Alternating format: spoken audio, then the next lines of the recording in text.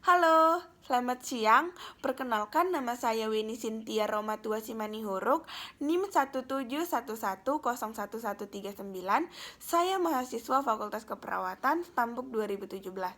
Mengikuti perkuliahan semester antara mata kuliah Maternitas 2. Dan di video kali ini saya akan mencoba menjelaskan pemahaman saya tentang materi preeklamsia dan eklamsia. Yang pertama itu, apa itu preeklamsia? Preeklamsia adalah kondisi di mana terjadinya peningkatan tekanan darah yang disertai dengan adanya kandungan protein di dalam urin. Dan kondisi ini terjadi pada usia kandungan lebih dari 20 minggu. Adapun tanda dan gejalanya, yang pertama itu hipertensi, yaitu peningkatan tekanan darah. Yang kedua itu protein urea, di mana terdapat kandungan protein di dalam urin. Yang ketiga itu mengalami sakit kepala berat dan terjadi terus-menerus. Yang ketiga itu, yang keempat itu akan mengalami gangguan penglihatan seperti pandangan kabur dan sensitif terhadap cahaya. Selanjutnya itu akan mengalami nyeri pada bagian perut kanan atas, sesak napas, pusing, merasa lemas, dan badan tidak fit.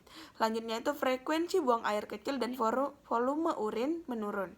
Selanjutnya mengalami mual dan muntah, dan akan terjadi bengkak pada bagian tungkai tangan dan kaki, dan di bagian area wajah, dan di bagian titik tubuh lainnya.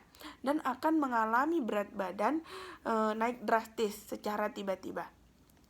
Baiklah, itu tadi tanda dan gejala preeklamsia. Selanjutnya saya akan membahas apa itu eklamsia. Eklamsia merupakan tahap lanjutan yang berawal dari preeklamsia. Jadi, jika preeklamsia tidak dapat ditangani dengan baik, akan berkembang menjadi eklamsia dan dapat berisiko mengancam nyawa ibu hamil dan juga janin. Jadi preeklamsia ini harus ditangani dengan baik agar tidak berkembang menjadi eklamsia. Adapun tanda dan gejala eklamsia ini sama dengan preeklamsia, karena eklamsia merupakan tahap lanjutan dari preeklamsia. Hanya saja pada masa eklamsia ini akan terjadi peningkatan dari si preeklamsia tadi. Contohnya hipertensi, tekanan darah tinggi tadi sudah tinggi dan akan bertambah tinggi lagi. Selanjutnya, kandungan protein di dalam urin akan meningkat. Skala nyeri pada bagian perut akan meningkat. Rasa sakit kepala yang dialami ibu juga akan meningkat. Bengkak pada tungkai kaki dan tangan tadi juga akan bertambah parah. Hanya saja pada eklamsia ini ibu hamil dapat mengalami kejang. Nah, kejangnya ini dapat terjadi sebelum, selama, dan sesudah persalinan, yang dapat terjadi 1 kali, 2 kali, bahkan berulang kali. Nah, kejang ini akan terbagi menjadi 2 fase. Fase pertama itu, kejang akan terjadi selama 15-20 detik disertai dengan kedutan pada wajah, kemudian dilanjutkan dengan munculnya kontraksi otot di seluruh wajah. Pada fase kedua, akan dimulai pada rahang, kemudian bergerak ke otot wajah, kelopak mata, dan akhirnya menyebar ke seluruh tubuh selama 60 detik. Pada fase kedua, kejang eklamsia akan membuat otot kontraksi dan rileks secara berulang-ulang dalam waktu yang cepat. Nah, setelah kejang berhenti, maka penderita akan pingsan, bahkan tidak sadarkan diri, dan setelah sadar nanti pasien akan merasa gelisah dan bernafas cepat karena tubuhnya telah kekurangan oksigen. Baiklah, selanjutnya saya akan menjelaskan penyebab terjadinya preeklamsia dan eklamsia. Preeklamsia dan eklamsia disebabkan oleh kelainan perkembangan dan fungsi plasenta, yaitu organ yang berfungsi menyalurkan darah dan nutrisi untuk janin. Dan kelainan tersebut menyebabkan pembuluh darah menyempit dan timbullah reaksi berbeda dari tubuh ibu hamil terhadap perubahan hormon dan menyebabkan gangguan pada ibu hamil dan juga janin. Lanjutnya, adapun faktor-faktor pemicunya, diantaranya yang pertama itu memiliki riwayat hipertensi, diabetes, penyakit gagal ginjal, penyakit autoimun, dan gangguan darah seperti lupus. Nah, selanjutnya pernah menderita preeklamsia pada kehamilan sebelumnya. Jeda hamil yang lebih dari 10 tahun dari kehamilan sebelumnya, atau kehamilan yang berkelang hanya kurang dari 2 tahun. Ini dapat menjadi faktor resiko pemicunya. Nah, selanjutnya itu hamil di usia kurang dari 20 tahun dan lebih dari 40 tahun, mengandung lebih dari satu janin atau bayi kembar, dan mengalami obesitas pada masa kehamilan, dan kehamilan dengan metode bayi tabung ini dapat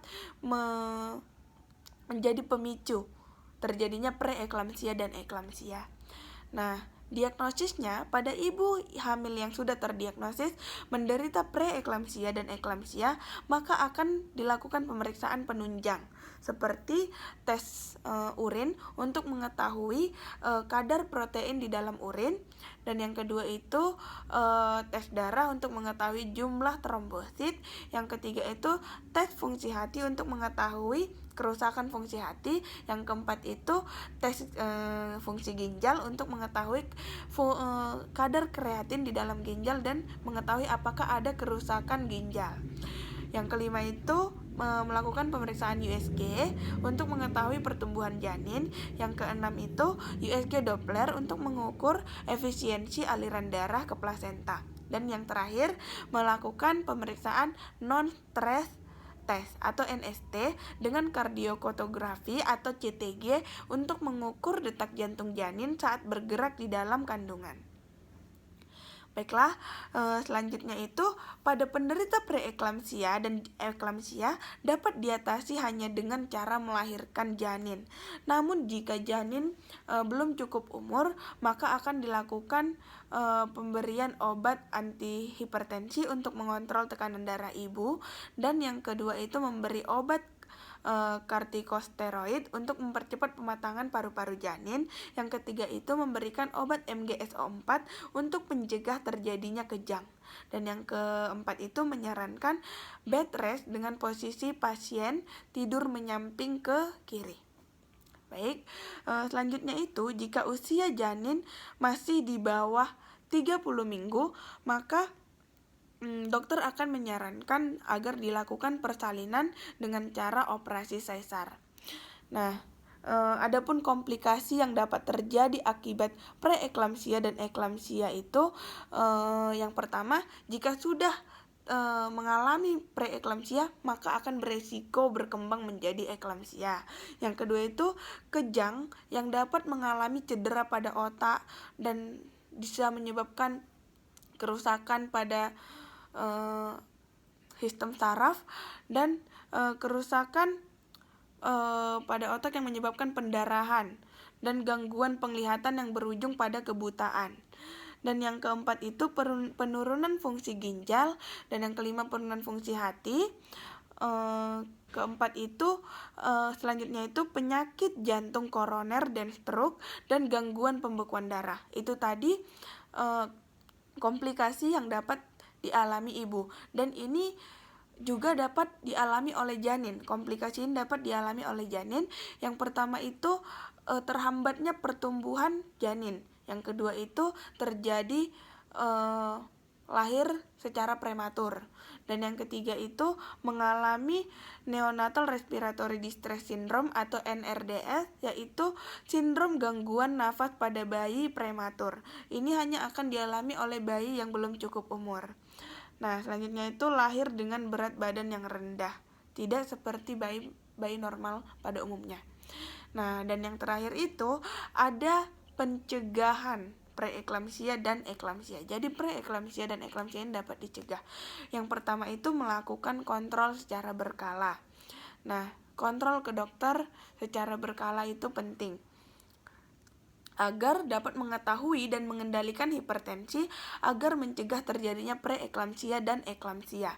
Yang kedua itu mengkonsumsi aspirin dosis rendah untuk mencegah penggumpalan darah dan pengecilan pembuluh darah sehingga dapat mencegah munculnya eklamsia. Dan yang ketiga itu menerapkan pola hidup sehat seperti menjaga nutrisi yang akan dikonsumsi setiap harinya, menjaga berat badan agar tetap ideal, dan tetap berolahraga yang dianjurkan untuk ibu hamil. Dan yang terakhir ini dengan cara mengkonsumsi suplemen tambahan. Suplemen yang mengandung arginin dan vitamin juga diduga dapat menurunkan risiko eklamsia. Dan ini harus dikonsumsi mulai dari trimester kedua kehamilan. Baiklah, Demikian yang dapat saya sampaikan tentang materi terkait preeklamsia dan eklamsia. Semoga bermanfaat. Terima kasih, selamat siang.